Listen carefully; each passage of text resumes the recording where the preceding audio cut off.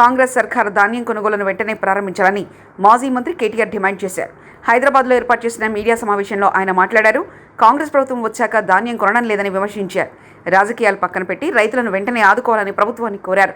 రానున్న పట్టభద్రుల ఎమ్మెల్సీ ఎన్నికల్లో భారాస అభ్యర్థిని గెలిపించాలని ఓటర్లకు విజ్ఞప్తి చేశారు. రైతులు విపరీతమైన ఇబ్బందుల్లో ఉన్నారు. ఎట్టి పరిస్థితుల్లో కూడా రైతుకు అన్యాయం చేయకుండా, తరుగు అనేది లేకుండా మరి ముందుకు రావాలి. వెంటనే రైతులకు పూర్తి స్థాయిలో న్యాయం చేయాలని చెప్పి కూడా మేము డిమాండ్ చేస్తూ ఉన్నాం. ఎక్కడికక్కడ ఒక దగ్గర కాదు, కామారెడ్డి జిల్లాలో రైతులు రోడ్డెక్కారు. నిర్మల్ జిల్లా లక్ష్మణ్ చాందా మండల కేంద్రంలో మరి రైతులు అక్కడ కూడా రోడ్డెక్కినారు. తడిసిన ధాన్యం ఎక్కడికక్కడ తడిసిపోయి ఆగమాగం అయిపోతే అక్కడ కూడా రైతులు రోడ్డెక్కి ధర్నాలు చేస్తూ ఉన్నారు. యాదాద్రి భువనగిరి జిల్లాలో బీబీ నగర్ దగ్గర ధాన్యం బస్తాలతోనే నిరసన కూడా తెలిపినారు. వరంగల్ వెళ్ళే రోడ్డు మీద మరి వాహనాల రాకపోకలు స్తంభించిపోయిన పరిస్థితి. రాజన్న సిరిసిల్ల జిల్లాలో కూడా ఈరోజు కోనరావుపేట మండలం మల్కపేటలో రైతులు ధర్నా చేస్తూ ఉన్నారు. వరి ధాన్యం కొనుగోలు చేపట్టడం లేదంటే రాష్ట్ర వ్యాప్తంగా దాదాపు నేను కోట్ చేసింది కేవలం 4 జిల్లాలు. ఇవి మాత్రమే కాకుండా ఇంకా చాలా చోట్ల రైతులు గత 25-30 రోజులుగా ధాన్యం తెచ్చిన తర్వాత కూడా ఇంతవరకు కొనుగోలు చేయకుండా, అధికార యంత్రాంగం పట్టించుకోకుండా, పర్యవేక్షించే నాదుడు లేకుండా దయనీయమైన స్థితిలో ఉన్నారు.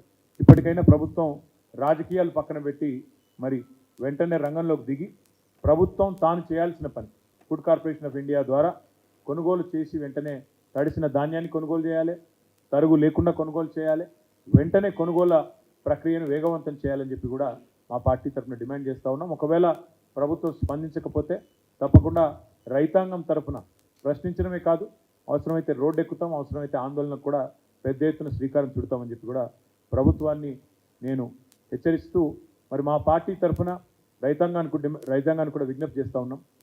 మీరెవరూ ఆందోళన పడాల్సిన అవసరం లేదు. మీ తరఫున కేసీఆర్ గారు, బీఆర్ఎస్ పార్టీ యంత్రాంగం మొత్తం ఉంది. మీరు ఎక్కడికి పిలిచినా వస్తాం, మీరు ఎప్పుడు పిలిచినా వస్తాం. మీరు మీ పక్షాన మీకు న్యాయం జరిగేంత వరకు, క్వింటాల్కు 500 రూపాయల బోనస్ ఇస్తాని బోగస్ మాటలు చెప్పిన ఈ ప్రభుత్వం దిగొచ్చేంత వరకు, మీకు న్యాయం చేసేంత వరకు మీ తరఫున ఉంటాం. మీకు రుణమాఫీ జరిగేంత వరకు మీతో ఉంటాం. మీకు బోనస్ వచ్చేంత వరకు మీతో ఉంటాం. మీ తడిసిన ధాన్యాన్ని కొనుగోలు ప్రతి గింజ దాకా కొనుగోలు చేసేదాకా కూడా వదిలిపెట్టం. దాంతోపాటు ఇవాళ ఒకవైపు పార్లమెంట్ ఎలక్షన్లు మరి 13 తారీఖు నాడు ముగిసినాయి. ఇప్పుడు మరొక ఎన్నికకు కూడా ఇప్పుడు తెరలేచింది. 3 ఉమ్మడి జిల్లాలు నల్గొండ, ఖమ్మం, వరంగల్, ఈ 3 జిల్లాల పరిధిలోని విద్యావంతులు మరి 27 తారీఖు నాడు ఓటైపోతూ ఉన్నారు. గ్రాడ్యుయేట్ ఎమ్మెల్సీ అభ్యర్థిగా తమకు ఎవరు ఉండాలి అని ఎంచుకోబోతూ ఉన్నారు. ఈ 3 జిల్లాల పరిధిలోని గ్రాడ్యుయేట్ ఎమ్మెల్సీ కాన్స్టిట్యున్సీ ఏదైతే ఉందో 4 సార్లు ఇప్పటికి ఎన్నికలు జరిగినాయి. 4 సార్లు కూడా మరి టీఆర్ఎస్ పార్టీయే గెలిచింది, బీఆర్ఎస్ పార్టీయే గెలిచింది. గతంలో కపిలవాయి దిలీప్ కుమార్ గారు 2 సార్లు, మరొక 2 సార్లు పల్లా రాజేశ్వరరెడ్డి గారు గ్రాడ్యుయేట్ ఎమ్మెల్సీగా మా పార్టీ నుంచి గెలిపించినారు. 4 సార్లు ఈ నియోజకవర్గం నుండి గెలిచిన పార్టీగా మేము చాలా దృఢమైన విశ్వాసంతో ఉన్నాం.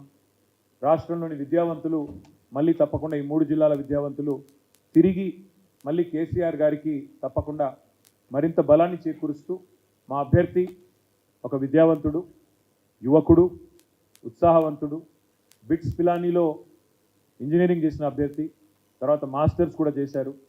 తదనంతరం సాఫ్ట్వేర్ రంగంలో అమెరికాలో దాదాపు 7 సంవత్సరాలు పనిచేసిన అభ్యర్థి, విద్యావంతుడు, ఉత్సాహవంతుడు, తిరిగి మొత్తంగా రాష్ట్ర వ్యాప్తంగా కూడా మరి బలమైన ఒక ఇమేజ్ యువతలో ఉన్న ఒక మంచి విద్యార్థికుడికి బీఆర్ఎస్ పార్టీ అవకాశం ఇచ్చింది సోదరుడు రాకేష్ రెడ్డి గారికి. అట్లాంటి రాకేష్ రెడ్డి గారు మరి ఈరోజు అభ్యర్థిగా మీ ముందుకు వస్తూ ఉన్నారు. ముఖ్యంగా ఈ 3 జిల్లాల్లోని 4,70,000 పైచిలుకున్న విద్యావంతులైన ఓటర్లకు మా విజ్ఞప్తి ఒకటే, మీరు ఈ కాంగ్రెస్ పార్టీ యొక్క మోసపూరితమైన వాగ్దానాలు ఏవైతున్నాయో అవన్నిటినీ కూడా గతంలో విన్నారు. ఈ 5.5 నెలల ప్రభుత్వ ఆచరణలో ఎట్లా విఫలమైందో కూడా మీ కళ్ళ ముందే ఉంది.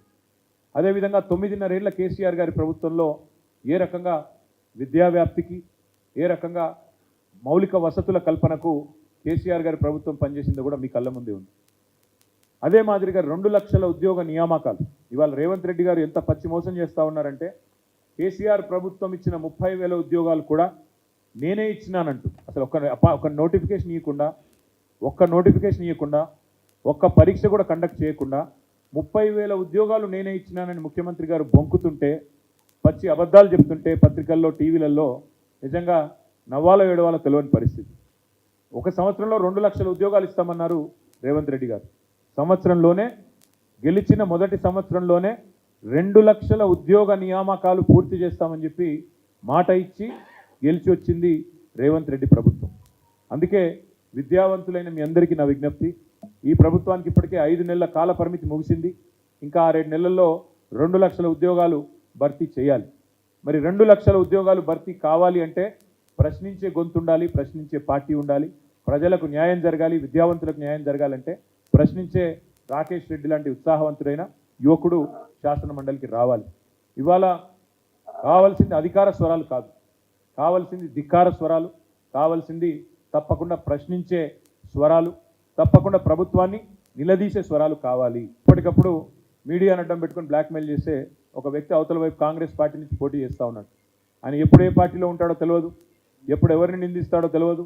అట్లాంటి వ్యక్తులకు కనుక అవకాశం ఇస్తే, గతంలో మనం నల్లగొండలో నయీంని చూసినాం, మళ్ళీ అట్లాంటి వాడిని ఇంకోని తయారు చేసినట్టు అవుతుంది. ఇట్లాంటి వ్యక్తులకు కనుక అవకాశం చట్టసభల్లో ఇస్తే దయచేసి అందుకే కోరేది ఒక యువకుడు, విద్యావంతుడు, ఉత్సాహవంతుడు, మరి అన్నింటికి మించి ప్రశ్నించే సత్తా ఉన్నవాడు, చదువుకున్నవాడు తమ్ముడు రాకేష్ రెడ్డి గారికి అవకాశం ఇచ్చి గెలిపించాలని కోరుతూ మా పార్టీ పరంగా కూడా మా నాయకులందరం కూడా మీటింగ్ పెట్టుకున్నాం. తప్పకుండా తమ్ముడు రాకేష్ రెడ్డి గారిని 3 జిల్లాల విద్యావంతుల ఆశీస్సులతో గెలిపించుకుంటామని చెప్పి కూడా ఆశాభావంతో మీ అందరికీ కూడా ధన్యవాదాలు.